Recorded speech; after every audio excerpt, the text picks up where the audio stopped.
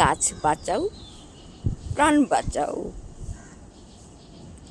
এই উৎসবে রহরা বাজারে গাছ বিতরণ হচ্ছিল। আমি 4টে গাছ পেয়েছি, 2টো সবেদা গাছ, 2টো পেয়ারা গাছ, তার মধ্যে এই একটি। আমি ওকে এইভাবে বসিয়েছিলাম, আর হয়েছিল এই ধরনের লম্বা লম্বা সবেদা, অনেক হয়েছিল, সব শেষ হয়ে গেছে, আর এই 2টো রয়েছে। বোধহয় এরা পরের দিকে হয়েছিল, এখন আবার নতুন করে ফুল আসছে।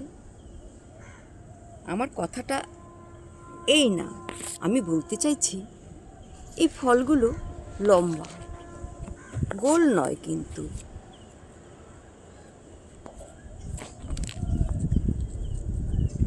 এত সুস্বাদু খেতে, এত রসালো, আমি খুব অবাক হয়েছি এই ফলটি খেয়ে। খুব সুন্দর, সবেদার একটা ভিন্ন প্রজাতির ফল, এটা খুব পছন্দের গাছ আমার।